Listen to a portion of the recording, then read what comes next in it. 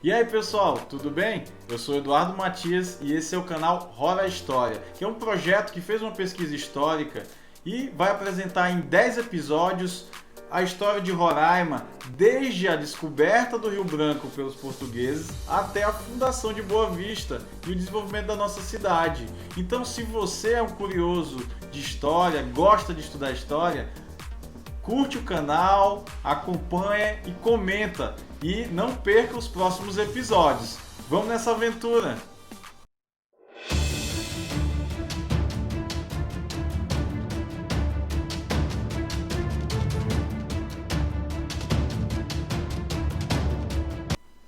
E chegamos ao episódio 5, né, que fala da ação dos carmelitas e as primeiras povoações. Então, no episódio 4, você já viu as tentativas de aldeamento e povoamento nessa região aí do Vale do Rio Branco, né, e as suas características, né? Agora a gente vai continuar falando dessas tentativas de povoamento, né, mas já especificamente sobre essa ordem, que é a ordem dos carmelitas, tão importante, né? E a ordem que teve um papel aí muito grande de colonização nessa região do Rio Negro e do Rio Branco. Os primeiros carmelitas chegaram em Belém em 1627 e eles dominaram essa região. Eles administraram todos os aldeamentos do Rio Negro e dos indígenas dos Solimões também a partir do século XVIII, quando os portugueses expulsaram os espanhóis na região. Então, a partir desse avanço português, dessa invasão, digamos assim, à região amazônica, né, e a partir do momento que os espanhóis debandaram e foram perdendo interesse também em se manter nessa específica região, os aldeamentos começaram a ser administrados pelos carmelitas. Muitos desses núcleos coloniais que foram administrados pelos carmelitas viraram vilas, viraram cidades posteriormente. Então, foram muito importantes nessa região. E assim, os carmelitas eles não tinham um projeto próprio de administração dos índios, né?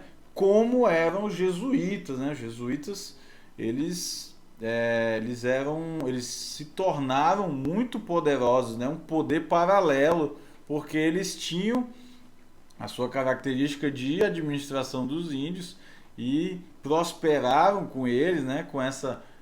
Fizeram eles prosperarem aí na mão de obra, no trabalho, e tinham uma liderança muito grande e que tinham uma influência muito poderosa com esses indígenas e não só na Amazônia, mas no Brasil, né, também na região sul, os jesuítas eram muito poderosos, fizeram nações indígenas, organizaram aldeamentos de nações indígenas aí, independentes e deram bastante trabalho.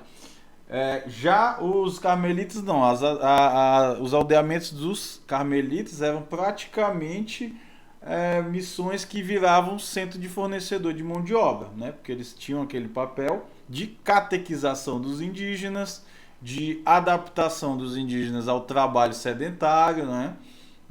Pegavam esses índios bravos e transformavam eles a serem aptos ao trabalho, e a partir daí essa mão de obra eram utilizadas aí no serviço militar e pelos colonos também nos trabalhos do dia a dia.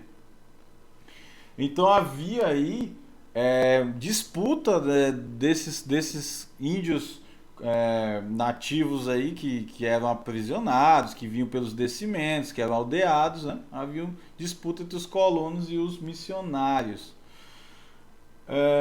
Então foram estabelecidos povoações indígenas na época da construção do forte, né? Então as povoações foram formadas nos lugares que pareceram mais estratégicos às margens dos rios. E aí, logicamente, nos rios mais importantes naquela região, o Uraricuera, o Tacutu e o Rio Branco. No Uraricuera tivemos o aldeamento da Nossa Senhora da Conceição e o aldeamento de Santo Antônio e Almas.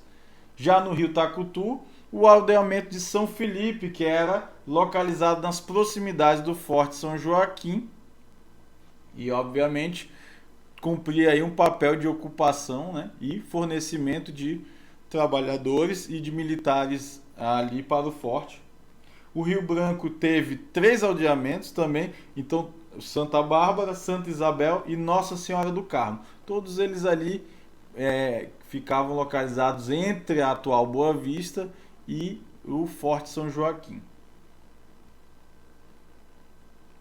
Então, teve uma diferença dos aldeamentos que foram citados no episódio anterior.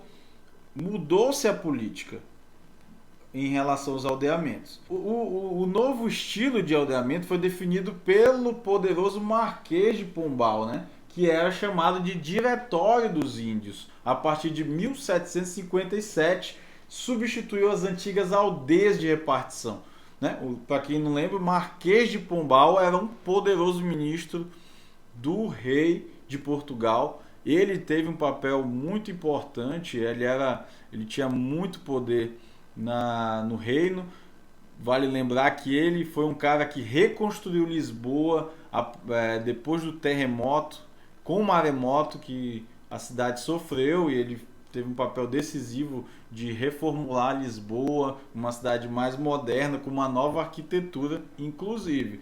Então esse cara aí tinha muita moral. E a implantação do diretório extinguiu a escravidão legal dos índios, tirou o poder dos missionários, né?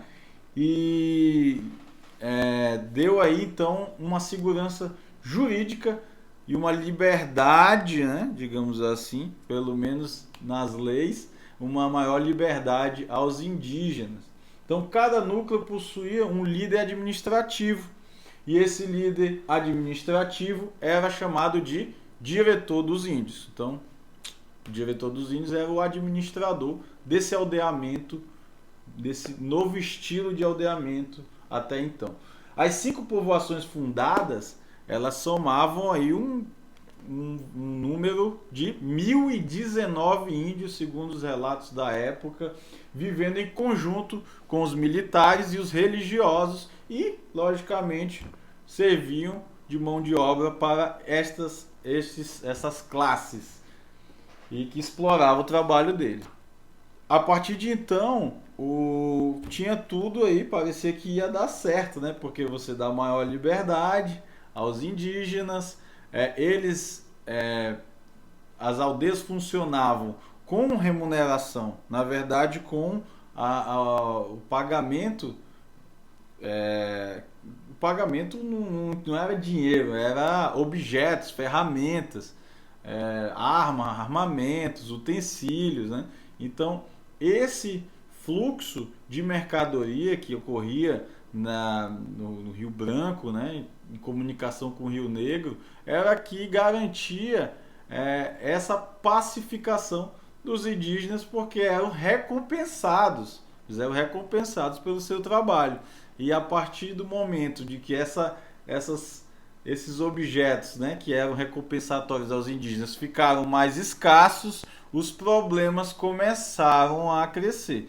Então, essa tentativa aí, que parecia ser muito melhor do que a autoritária tentativa de aldeamento que acontecia nessa região, parecia ser bem mais sucedida, mas não foi muito bem isso que aconteceu, porque a partir de então vão surgir muitas revoltas, e o projeto de colonização dos portugueses vai enfrentar novos problemas graves. E a gente vai ver isso no próximo episódio.